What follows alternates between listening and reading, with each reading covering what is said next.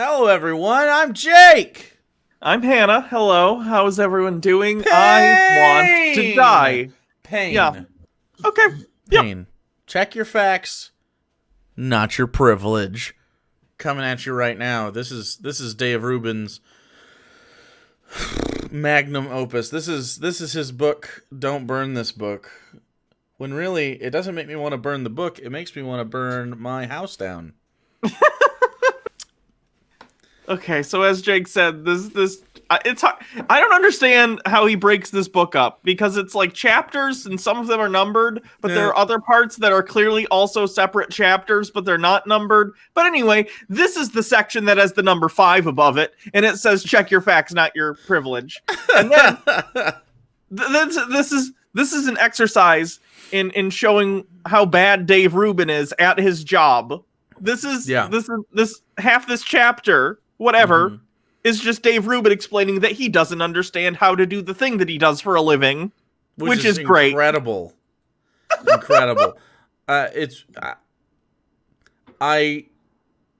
He almost self-defeats like how markets ought to work in a free market society. He should like the idea that it's a meritocracy, and if you've earned it, then you will be successful. He's just the dumbest. He's the dumbest and the worst, and the worst and the dumbest. I do not understand how he wrote this down, and then upon rereading it during the editing process, thought, this is good. This is a good thing. I don't understand. Anyway, so we'll just get into it. Of course, he can't. I don't think he's gone a section without mentioning that he does, in fact, do a show called The Rubin Report. You gotta know about The Rubin Report. Don't you know about The Rubin Report? The Rubin Report on YouTube. You can find it on YouTube. The Rubin Report. It was January 2016 when he had radio host Larry Elder, who made his first appearance on The Rubin Report, according to the second sentence in this chapter. The Rubin Report on YouTube that you can find on YouTube. The Rubin Report that he hosts. The report done by Dave Rubin. The Rubin Report. Okay. It's the same one. So Larry Elder is a black fella, and he's also a dum-dum. He's a big dum-dum. He's one of two people. The second guy will be named later, so I'm not going to spoil it for you. Maybe you already know. But the first guy, Larry Elder, he's one of two black conservatives that a lot of these people go to all the time because they seem to have answers to questions that dumb people take, and they're just like, you know what? I guess that must be the answer then, because I'm not going to think any further on it. So Larry Elder comes in and he's like, I'm going to do the Rubin Report. And before then, he says, I had only had liberals on so far, such as famous lefties Sam Harris, Gad Saad, and Majid Nawaz, the one who coined the term regressive left, and of course everyone's favorite lefty, Peter fucking Boghossian. What? These aren't left-leaning people. These are at best, their furthest left position is center. Like these are not. I don't think right-wing people know who they're arguing against. They still think like Nancy Pelosi is like a socialist. I don't understand that shit. I don't get it. I don't know why. I gotta be coined along with Nancy Pelosi. No. Put me further left than that in the powerless division of the left. Well, we're not powerless, but we're very close to that. We keep voting for new people. AOC's, and some of the people in there are, agree with us. But other than that, like we got nothing. I'm not the Speaker of the fucking House. You're doing a chew. You looked pensive. I felt like I was going to cut you off, but then you didn't say anything. It was just dead air. This next section annoys me. Oh, so it says. The son of a janitor. He's talking about the Larry Elder. The son of a janitor who was raised in a working class home. He was living proof that race and class don't hold people back. He did this by becoming a best-selling author several times over and hosting the longest-running drive time radio show in Los Angeles. The implication Yeah. that individual examples of success among marginalized groups disproves that the group is marginalized in the first place Yeah. is incredibly stupid and a bad argument. Like, even during, and I'm going to go to an extreme example here, even during when slavery was still legal in the United States, there were few individuals who were black who were able to buy their way out of freedom in one way or another and maybe become even relatively successful for themselves. It does not mean the group as a whole is not marginalized in some way, right? Yeah, on Sundays I do a podcast called Sunday Service with Arian Foster, and he is a successful black man. He made it to the NFL for a while, made a good load of money, and now has a successful music career. And so, we talked about this before, and it's so frustrating, especially for him when it comes up.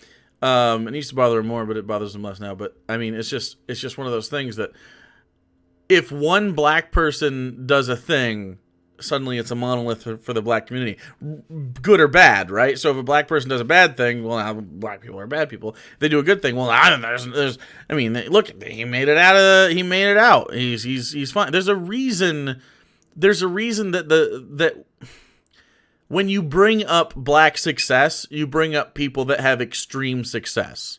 When you think of success in the white community, we don't have to think of a celebrity or someone who's a best-selling author.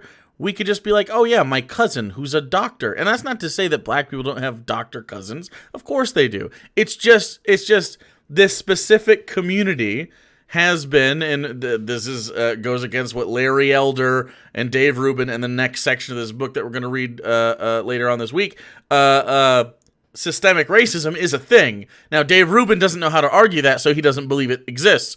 But because Dave Rubin doesn't understand it, doesn't mean it's not a thing. And so there's so much to unpack here. It's such a bad series of not even arguments. Just Dave just gets told something by a person, and he goes, I guess I agree. It's just really, really bad. Speaking of which, he talks about, okay, he came on the show and he says, I never truly had my views challenged, at least not aggressively. Boy, was that about to change. Dave Rubin was an adult at this point. Dave Rubin was an adult man. This was 2016, and not like a young man, not like 20. Dave Rubin's in his 40s, right? Yeah. And he's never had his views challenged in his entire life. Yeah. That's either a lie or Dave Rubin has had the weirdest life in history. He's had like the purple man from Jessica Jones, just everyone around him immediately. Yeah. Whatever you say, Dave Rubin. Just seems odd. He also says that Larry Elder red pilled him, which is fucking cringy. But right after I gotta read this verbatim. Okay, go for it. It's gross. Yeah. Although I was prepared on one level, as the host asking all the questions, nothing could have prepared me for the red pill that Larry was going to put into my mouth and force me to swallow. Oh, he goes on to say, worse yet, millions of people all over the internet were going to watch me gag as it went down. Now there's a sentence I never thought I'd write. Anyway. Get it? It's haha, swallow, gag. Haha. Imagery. Okay, so also, if you're playing Chud Bingo at home, mark off your red pill space. Okay. I think we've already all won. We're we're a tenth into this. So he goes. Oh, his opening joke. Dave Rubin, very funny guy. Dave Rubin's opening joke. I'm gonna look at my notes, but apparently you're black. They don't like ID politics. And then pause for laughter. And then Larry Elder replies, "Yep, that's correct. I'm black, not African American. That's a term I don't like. I was born in America, and I've never been to Africa. It's an absurd term, a term Jesse Jackson crammed down the throats of media. It's ridiculous." And then Dave Rubin writes, "My alarm bell should have gone off there. The man was a trained lawyer who'd been steel manning his position for decades and successfully taking unpopular positions against the progressive agenda."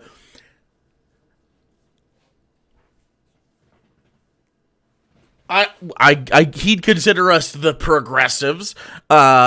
We said black. I don't understand. There's a difference between saying like black and the blacks, which later on he does say, and African American. There's not a lot of people that like African American anymore, and that's totally fine. I just say the black community, black people, black folks, whatever. That's fine. That's okay. There's no progressive right. There's no progressive agenda that's like pushing any one thing. Jesse Jackson in the 90s was saying that. It is now 30 years after the 90s, according to my watch, and it's okay if language changes. I have no idea why they're stuck in the past on this. That one irritated me. That was the first real irritation I had in this, besides the cringe from earlier. Now we're going to get into the actual... Let's talk about the actual pain, okay? Larry Elder asks Dave Rubin, give me an example of systemic racism in America. Dave Rubin goes, slavery. And then Larry Elder goes, there's no slaves. And then he's like, well, fucking owned. Hold on, I gotta read this. I don't after, want you to read it again. This is after he gets asked, give me an example, cutting me off. Tell me what you think the most systematic issue is. Q, the biggest defining moment in my professional life. No guest had ever turned a question like this right back at me, and I didn't know where to start. Well, you haven't invited me on, Dave. Surely it wasn't my job as an interviewer to defend my position. Isn't that the guest's responsibility? This suddenly was becoming a Bizarro Land interview. Dave Rubin, who is so shitty at his job as an interviewer, didn't understand that you can have a question answered with another question.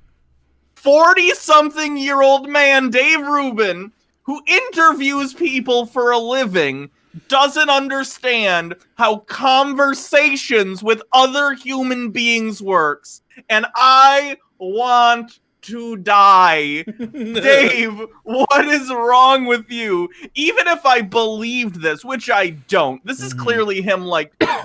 He's using this as a rhetorical technique to really build up like, wow, I was such a dumb leftist, and it hadn't even occurred to me how basic conversation works. And then this conservative came in. Dave, if this were true, it's not. I understand you're using this as a rhetorical device. If this is true, you're a fucking idiot. You are so stupid that you should not be able to talk, much less operate a fucking show on YouTube. It's ridiculous. Well, there's no licensing for it. So, he says, so Dave, because black people in most cases are descendants of slaves. Larry Elder's response to that is, "What's your basis for saying that?" Which the answer to that is history. The correct answer is historical record. Larry Elder goes on to say, erroneously,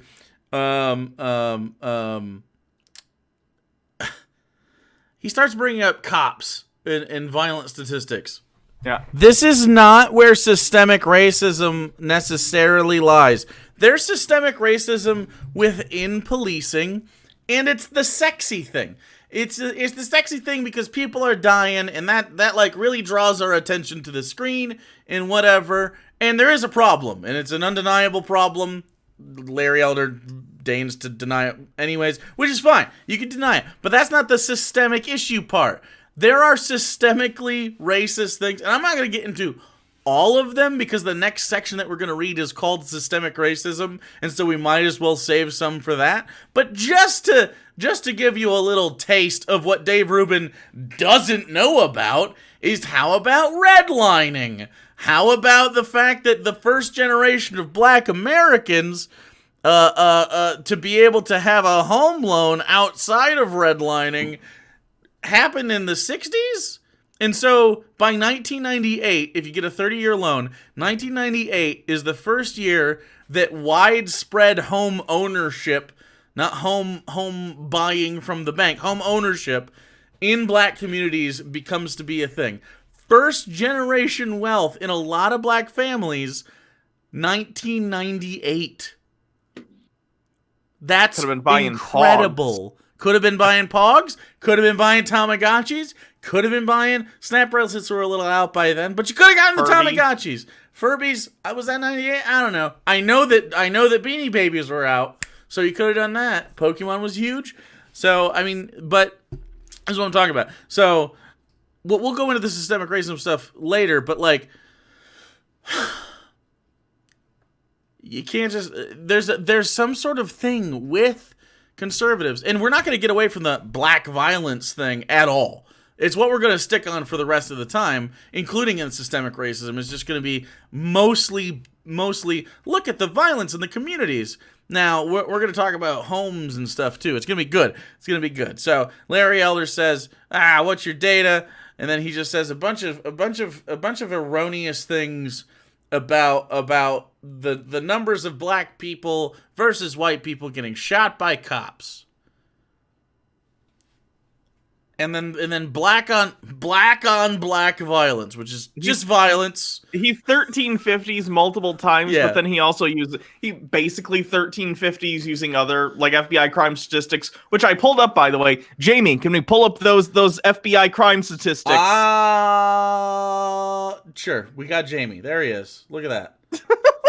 There it is. This is the 2012 supplementary homicide report from the FBI. But as you can see, FBI crime statistics can be used to also show that black people are the primary victims of police killings. Isn't that weird? Look at that. That's weird. Despite being only 13% of the population, 39% of black people interacting with the cops are shot by the cops while not being aggressive.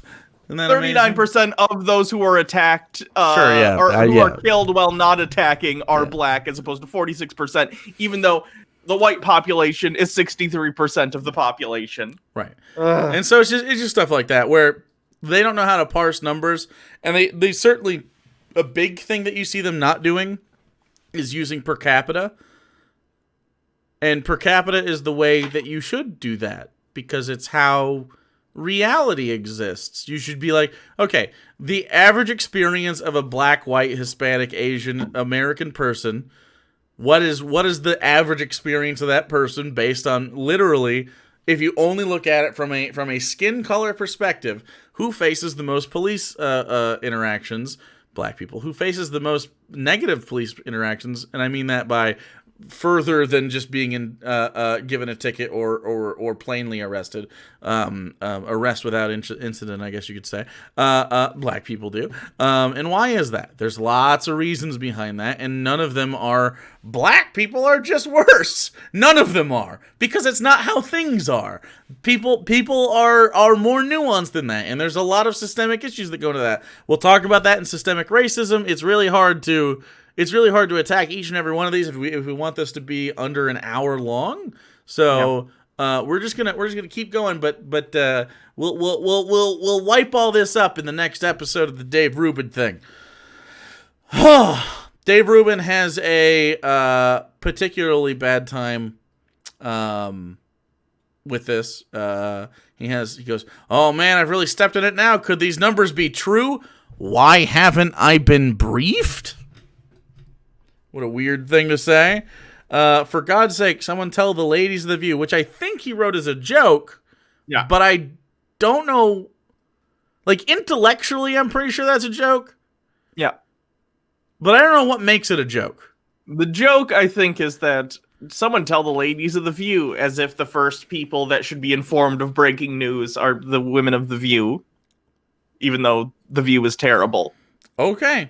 He goes on to say that Baltimore can't be racist because 45% of the population is black, and a lot of the people that are there are black in law enforcement.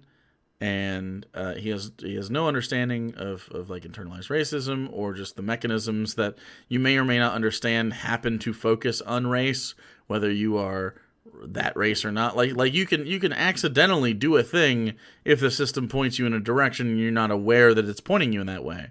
And again, there's lots of systemic reasons that you could talk about, policing and its original form is a form of slave catching.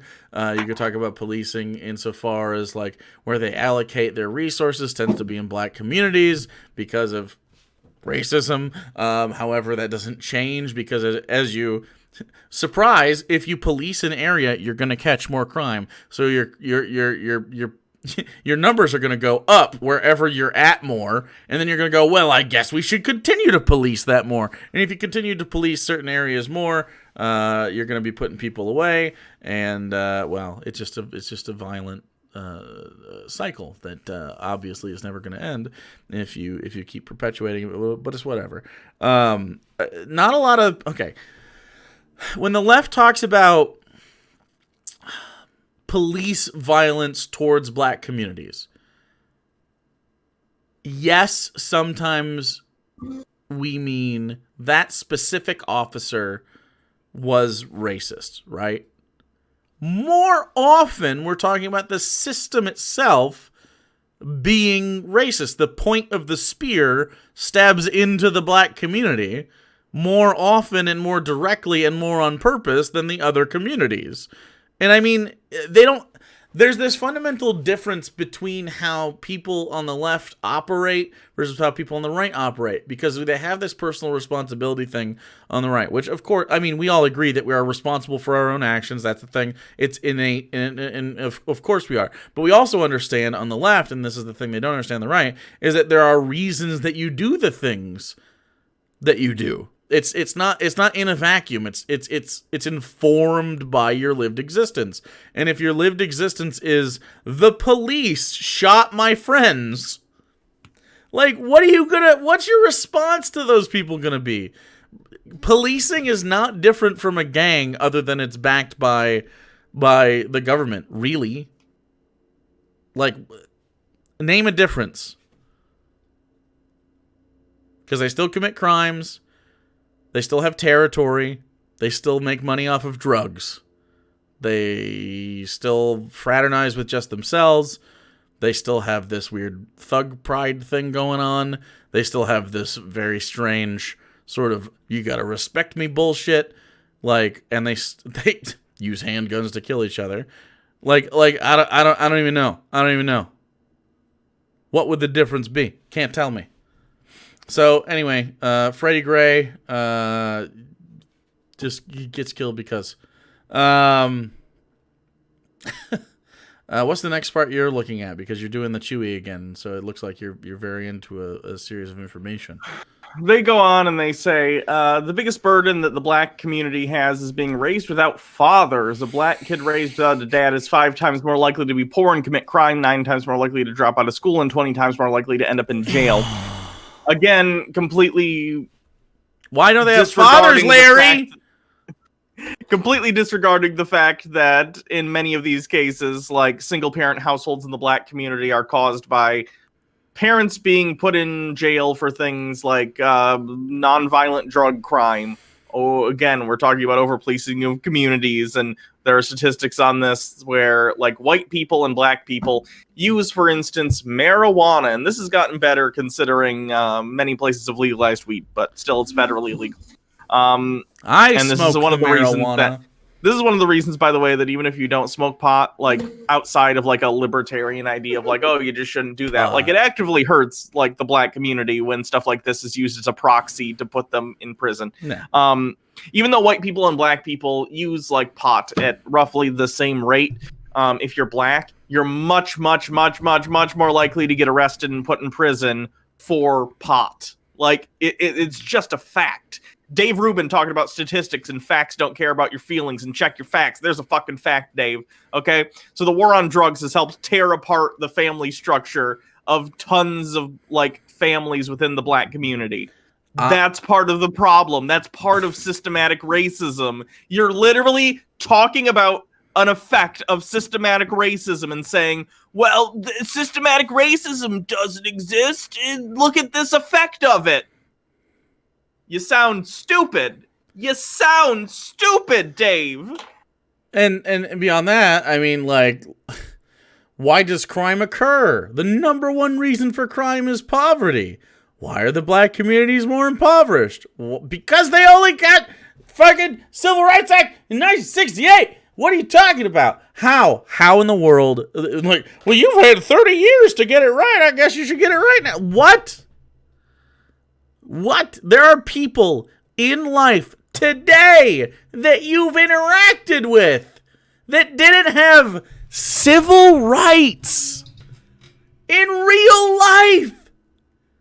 You've interacted with someone that didn't have actual civil rights on the books. What? How do you not? How? I don't understand. Like, once it's on the books, immediately better get your shit together, even if there's still systems in place, like gerrymandering, where we tie fucking property taxes to schools. I'm gonna lose it. I'm gonna lose it. And then they go on to talk about how parenting, forever and ever, we talked about the parenting. Yes, if you incarcerate one of the parents, black men being one of the highest incarcerated population in America, because you target them, yes, of course. Of course there's going to be fewer married black Americans. Also considering the fact that, again, when you consider that the black community in the United States tends to be the poorer side of our communities because, again, they sadly come from a disenfranchised community because of systemic racism. You're just. I don't understand how they don't understand how obvious the train of thought is. Like they stopped at black dads aren't around. Where do you think they went? Are there just like colonies of black dads around? Like, where are they? I have a line that's real bad. I gotta read this. There's so many bad lines, but yes, I forgot please. This happened. Quote. I gotta say quote because I feel icky even say this. Quote, the undeniable truth is that neither slavery nor Jim Crow nor the harshest racism has decimated the black family the way the welfare state has. Helping people who deal with unprecedented poverty relative to other racial groups in the country I'm sorry. Are hurt by being helped more so than a literal era where they were enslaved, had no autonomy, all right, or eras where they were lynched. Let's talk about Dave Rubin. That's the quote. That's good. Good job, Dave. You're nailing it. Classical liberal Dave Rubin. Helping the poor is worse than slavery. Do you know what the poverty rate is in the United States? Oh, for just a single person in a household. What do you or let's go with a family of four since they're doing a families no black dads thing. A nuclear family. What's the poverty line like? That's what I'm asking you. What do you think the poverty line is? What the line, or are you asking what percentage of the population I think is the line impoverished? is? What do you think the amount of money you could make in a household to be considered impoverished is? $23,000 for a 4-person household. 26,200. Okay, which is, if you make over that, you start losing benefits. Yeah. $26,000. We live with our partners and we have some pets, each of us. Mm-hmm. If we made $26,200, we would lose our homes. Yeah. Yeah. That's just 2 people and some pets. Mm-hmm. Now, this is with full. This is the welfare state. You say that people, a family of 4, is incentivized to make under $26,000 so that they can do it. So I've done the math on stream before, which is very sad. But there's this little line where if you make over this certain amount, your benefits get decreased so much that you'll have 2 months. Like say you got a $10,000 raise, and you're going to make $10,000 more in a year. Not before taxes, but before taxes is when it takes you out of the bracket anyways. Doesn't matter. There will be 2 months where your family starves in between that. Okay. 60 days of just starvation because you can't afford food. You have that 2 weeks in between where you've exceeded the benefit limit. So and then you have to wait the 2 weeks to get paid. Then you can finally get the stuff, but then you have all the bills that you got to pay. You're likely in debt if you're making $26,000. It's a non-starter. It's we need to raise the poverty level. We like not just do we need to raise the minimum wage, right? Because there's this argument on the right that like work at McDonald's isn't supposed to be a forever career. Okay, cool. I'm fine with it not being a forever career. However, we do need people to work at McDonald's if in fact we want McDonald's to be around. I don't even think that's a good line of thought because conservatives don't allow supposed to in any argument that isn't their own. Of course, they do this thing with they're like communism works on paper, but which fine, sure, but like then they say McDonald's is supposed to be a job for teenagers. First of all, McDonald's is not. It's not. Have you looked at the people who worked at McDonald's? McDonald's isn't closed during the day when kids are at school. We've worked at McDonald's like a decade ago before we started doing the YouTube thing. You need a lot of adults at a McDonald's. A lot. A lot of the people there were adults. Some of them were supporting children. So you can talk about on paper all you want. McDonald's is supposed to be a job for teenagers. It's not. But where we lived, facts don't care. Check your facts. It doesn't fucking matter what you think it is. It's not. And here's the thing: where we lived at the time, commute-wise, a lot of the people that were full-timers that were in management and stuff and were trying to support their families, I mean, they didn't have economic opportunities outside of kind of that job. Yeah. There's not a lot out that way unless you're a farmer. Like, I don't know to tell anybody. And as far as like this whole poverty thing, not only should we raise the minimum wage, because again, like regardless of the status of the job, like we need to untie the idea that your worth as a human being is directly tied to your productivity towards the fucking GDP or something. That needs to be gone. That's a relic of like robber barons trying to make you think that if you don't live a certain way, like that you're not good for anything. But we also need to raise the poverty level because, I mean, first of all, $26,000 for 4 people is fucking nothing. That's $6,000 a person or something like that. No, wait, roughly 6.5. That's not a lot of money for people to live off of every single day. If we raise those things, not only do you have incentive to get out of that financial space, because you will literally die if you're making less, but it already pays into itself. Like, the more people you have that have high nutrition, right? Just due to the fact that we give them some food stamps and they're making $35,000 a year or something like that.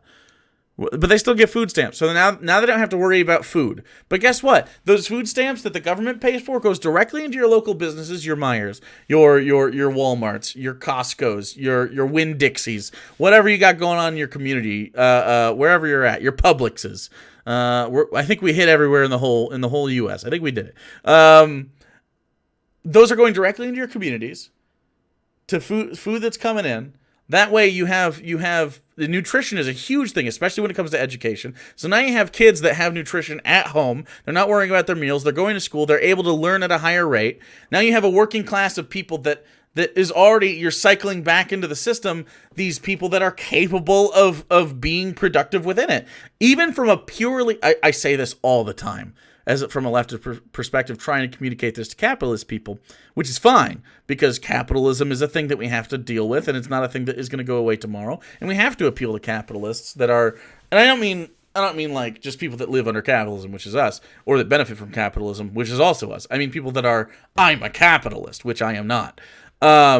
These people need to understand that capitalism needs the working class for it to operate. And if you don't support the working class, capitalism looks like it looks right now, where it just isn't bad. It isn't good. There's what was it? It's been going around on Twitter lately. In right now, there's like 41% of the adult population that's 2 months away from losing their house or something like that, and there's going to be a huge bubble pretty soon, and the bubble is going to be real close to popping. Luckily, I say luckily, hopefully, because that's within the next administration's sort of layover period. If they can get a stimulus passed, we'll see what happens. If there's a stimulus, Congress is reconvening for like an emergency session, because both Trump and Biden are actually saying like, hey, you need a stimulus. Trump probably because he wants, something that he can say, look, people like me because I did a stimulus, and Biden because I think he genuinely, I think there's people to not fucking die. Yeah, I think he seems like a decent enough guy. He made a couple bad cabinet choices recently, mostly near Tandon, but again, I planned on fully fighting him January 20th, which is fine. I that's what I want to do. I thought there was a really good idea that came up the other day, is to pay people like $3,000 to $5,000 to get the vaccine when it comes out. Like actually give them like a voucher to mail in or whatever and get paid. That'd be ideal, because then it's both a stimulus and helps everybody stay healthy. So stuff like that. Anyway, so we're kind of getting off track, but not really. We're still kind of on track here, because we're talking about poverty in regards to the black communities, and Larry Elder doesn't think poverty in black communities has any systemic basis whatsoever, even though poverty in the white community looks totally different than poverty in the black community, but the effects are the same. The pathway to poverty if you're white, the pathway to poverty is usually I don't come from money. Right? Sure. But what communities are they living in? Usually you're not living in communities where they're heavily policed, because it's not a black community. Now, there's some white people who live in black communities, of course. And we live in a black community. But we're not in a poor black community, so it's a little bit different. So we go on... check your privilege, or check your facts, not your privilege. And then, of course, Dave Rubin talks about his privilege immensely, talking about how he doesn't come from... I'll just give his words. I grew up in a stable home in Long Island with my parents, younger brother and sister, riding my bike around town, playing Nintendo video games. There were no family breakups, no drug use, no physical or psychological abuse, which is pretty good considering we lived 30 miles from Manhattan. Sure, it wasn't a perfect existence. We had family drama just like everybody else, but we had stability, both emotionally and financially. This isn't to say there aren't successful single parents out there, but let's face it, nothing trumps the nuclear family when it comes to offering the best possible starting point in life. What do you mean don't check your privilege? Like you literally wrote out loud, these are the reasons that my life is the way it is. I came from an upper middle class white East Coast family without any sort of like real strife within it. And you don't understand how you do not live the typical American experience? How do you not look at that? I don't understand not being able to like identify your different points of privilege, which is fine. Like I grew up almost in that situation. Then when I was 16, my parents got divorced. But we were fine for my high school. What really happened is I became impoverished after I moved out, because that's what happens when you move out. You become poor very quickly. And so I'm living off of like nothing for years. And then of course the promise of college gets ripped away by my millionaire dad. Which is hilarious to me. I don't want to pay your community college tuition. I'm going to buy myself a boat. That's my problem. See, I still have a lot of privilege and revolved around that, but and I was lucky enough to go to a decent enough school, and have cool friends, and have a mom that supports me, and have particular I don't know. I have a skill for this, I think so, and so does Hannah, and so we're lucky in those ways. But I mean, even in that, there's stuff within our lives that aren't privileged things, and that's fine too. There's this weird idea about what white privilege is and isn't. Like Hannah, you have white privilege. You get clocked as a white person. But also you live the trans experience, which negates some of the privileges you get for being white. Like, and it's just like this. It's just like this, like race, and it can harm or it can help you, and it's just, I don't know why we deny these sorts of things. It just seems silly to be like, nah, I started the same spot that everybody else did. So weird. You reading again? What do you got? I don't know. I don't think I have anything in particular. Larry Elder is the worst. Larry Elder is not good. So apparently there's this other guy, who was it? Thomas Sowell. That's the other guy that's also shitty. He's also a black dude. He wrote some book recently that a lot of chuds are reading. And they're like, look, no systemic racism. Thomas Sowell sucks. And Dave Rubin asked Thomas Sowell, what caused your transition from far left Marxist to modern day libertarian? And Thomas Sowell said, facts. Fucking we got so. Which, by the way, regardless of what your position is and where you're going from and where you're going to, that's a shitty answer. Yeah, it's a terrible answer. That's a non-answer. Yeah.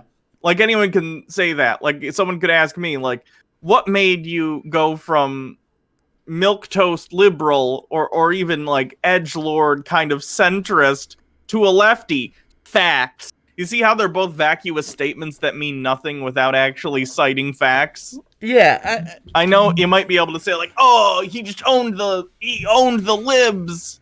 That's not even a talking point. It's a blurb. Yeah. It's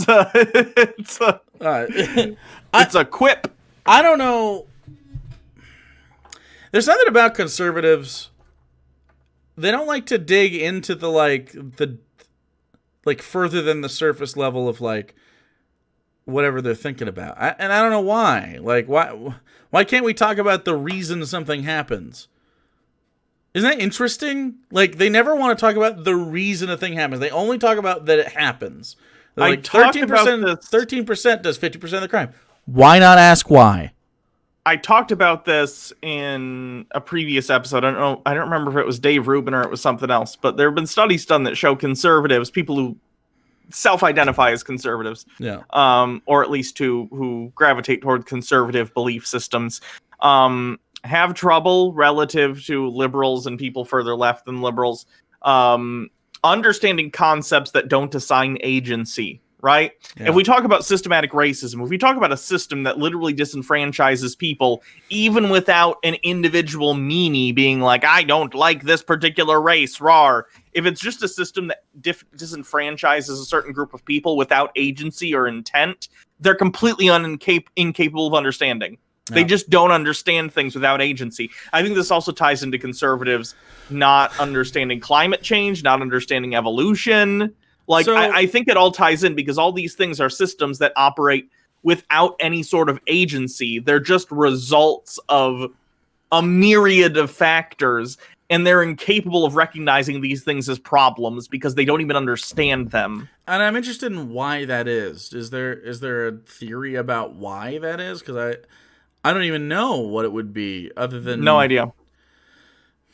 I would hate to assume that someone's just wired that way. Like, sure. Like, I feel like most people are capable of understanding A to B to C type lines of thinking, right? I could be totally wrong about this. I'm by no means an expert in any of that stuff, so I don't know. But I would put it this way. I don't like the idea that they're hopeless. Like, my girlfriend Baja Blast is a PhD candidate in developmental genetics. Sometimes she'll try and explain some concepts to me in terms of biology, right? Sure. I'm really bad at concepts like that. I'm bad at, like, I did terrible in chemistry. I'm not great at, like, I can understand the concept of, like, evolution and stuff. I can understand systems, but if it gets down to specifics where she's talking about, like, this is this part of the cell, and this does this, and this creates the this. Powerhouse of the cell. No, I know about mitochondria. That's the only thing though, because it's a meme. Thing anyone knows. And she's like, oh, the DNA wraps around this stuff, so it splits. Like, it's hard for me to wrap my head around those concepts. Like, if I actually applied myself and sat down and took the time and took classes on these things, I'd probably understand these concepts. I just have to try really hard. I think people are more inclined, or at least from the start are better practiced at certain types of thinking. Like, I'm better at understanding systems and like something like history or something like politics. Sure. I can understand that pretty implicitly. But like, if it comes down to like chemistry, where they're explaining like this binds to this, and I'm like, well, why? You know what I mean? Well, why does it do that? It does that. It's its physical property. Those are specific. Something like chemistry is so specific because you need to know the individual parts that move them, right? Sure. Like I feel like insofar as systemic racism or something, all you have to do is say the word "why" after someone says any of it, right? Why 1350? Why? Well, okay, so let's talk about that. So there's combinations. Well, conservatives believe that there's like an innate hierarchy and things just are the way they are. They think they don't want to question it because that's their worldview, that things are the way they are and it's good because it is the way it is. Absolutely, of course. I'm wondering the part that stops them from asking why. So it's just and I wish, because you saw that conversation I had with that one streamer that was not prepared to have that conversation with me. When you were talking about systematic racism and and he's just like, well, no, that's not that. That's not that. I was like, well, that's what we're talking about. He's like, no, it's not. We're talking about systemic racism. I'm like, yeah, yep. And he just was totally unqualified to, like, his brain literally could not get there, and it doesn't make sense to me. Like, as an educator, I'm usually pretty good at, well, as a person that went to school for education, I'm usually pretty good at like explaining my point of view, and then being like, okay, and then what question do you have about that point of view that you disagree with, or anything like that, or that you need explanation on, because I can explain it. And it's like, that was the first time I really ran into like a real stonewall. Usually what I have are people that are monetarily invested in their politics, and they'll be like, yeah, but, rather than just know that's not a thing that exists. So I think I was actually very surprised by that guy. Part of it for some conservatives might be the idea that it's comforting in some ways to think that the world exists in some order for some reason, sure, and that things are not more or less constructed, at least in terms of, like, I don't know how to put this, like the way we operate as a society. To recognize that it is all constructed by us, and it is not, you shouldn't take for granted that the way things work is the way they should work, right? It's just the way we happen to put them together for one reason or another. I think the idea that, well, it's like this because there's a hierarchy and things work, and if you're, like, it's the same thing, like an example.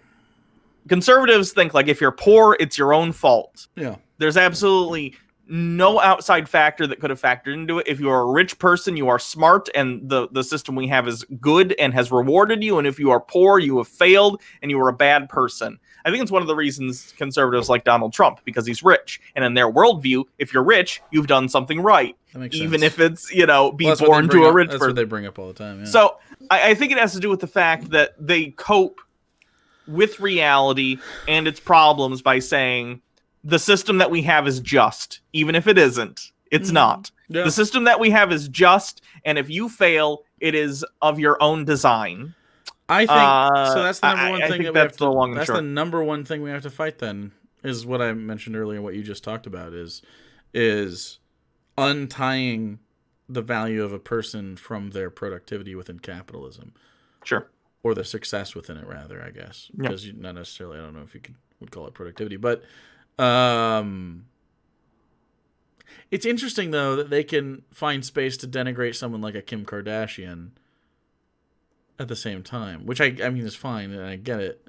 She is arguably maybe because it throws a wrench. It throws a wrench in their conception of the system. Because Kim Kardashian, well, she is like, and I'm not knocking Kim Kardashian as a person. I don't know her, but like, a lot of her success came about because of her family, came about because her dad was. I've heard her talk about this, and she actually, as she grows older, she gets more.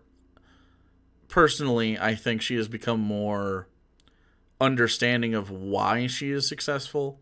Sure. Part of it is obviously because of she comes from money, and I think she understands that now, whereas I don't think she did before. Like when I watched the was it the the Netflix thing that that one guy does with the beard? I forget his name all of a sudden.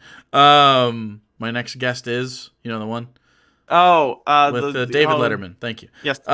You did all the work there. I just looked at your face and I knew it was David Letterman. I don't know why. So it just I actually was surprised that she had such thoughtful answers, but at the same time, there was also this like, I could just make $1 million right now, today, this second, if I decided to do an Instagram post. And it's like totally on a different level of like existence within capitalism and I don't know. I feel bad for conservative people for, I mean, a myriad of different reasons. But like my number one thing is they often are voting against their best interest because a lot of them are working class. And that's just the sad part about it. Like there's this unification of like top tier people within American capitalism. Donald Trump is one of them. That has convinced people that they're just not millionaires yet, right? Yeah. And if we stop taxing the millionaires and the billionaires, those millionaires and billionaires will give them opportunities. And it's like, we need it's messaging sad. That needs to be, I think, propagated is you are more likely to be homeless than you are ever to become a billionaire. And I don't mean by a factor of 1 or 2, or I mean like you are never, ever, ever, ever, ever going to be a billionaire. You're most likely never even going to be a millionaire, but you might be homeless due to no fault of your own. Yeah. The system is broken and you need to recognize it. And I understand that it's easier. And there's an existential horror in recognizing the system that we have, that you can lose everything and your life can be destroyed by no fault of your own. By that's just horrifying. Being sick.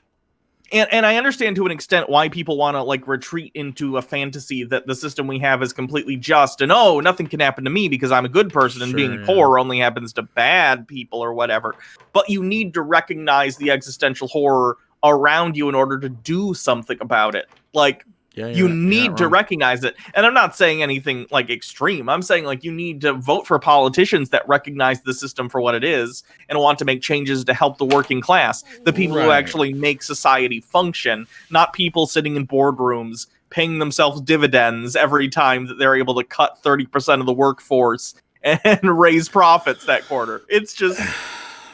Yeah, it's like look at during the pandemic, the top 1% have increased their wealth by billions and billions of dollars. Yep. And it's literally off the backs of countless individuals who work for a living, or at least they did before they lost their jobs. The wealth transfer is absolutely fucking unprecedented.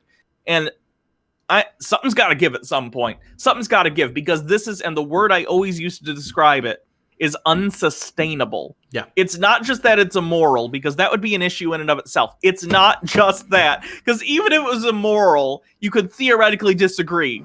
It's not just about the immorality. It's about the unsustainability. This system is going to collapse because it cannot stand as it currently does. It just can't. Yeah, and it seems really obvious, but they look at a stock market and go, well, the S&P is doing good. It's like... But that's not how your life is. Like, your life isn't the S&P. Your life is... Sure. That kind of shit will affect your 401k if you're one of the people that gets those. But, like, I don't know. There's so much we could talk about. But we're going to save some of that for the next section. It's a short section. It is called Systemic Racism. And that is next up on the Dave Rubin Don't Burn the Book Tour bookings. So we'll be doing that. Also, we're doing daily content throughout the week. So you might have noticed we had 5 uploads this week, or I guess between them last week. Anyway, you're gonna get five weekly uploads. Friday, Saturday, Sunday we're taking off, but we do content on Saturday and Sunday on Twitch. So if you want to go over to Twitch, we have mostly daily content there. Although last week I was a little slim because of the holidays and I was busy, but getting back into it. So twitch.tv/Hannah Reloaded for all the goodness, and then twitch.tv/Actual Jake for all the other goodness. I usually deal specifically with politics. Hannah delves into more conspiracy and debunking stuff, which is fun. I do politics on Chud Watch too, but it's more like looking at people like John Doyle and making fun of them. Right. So whereas.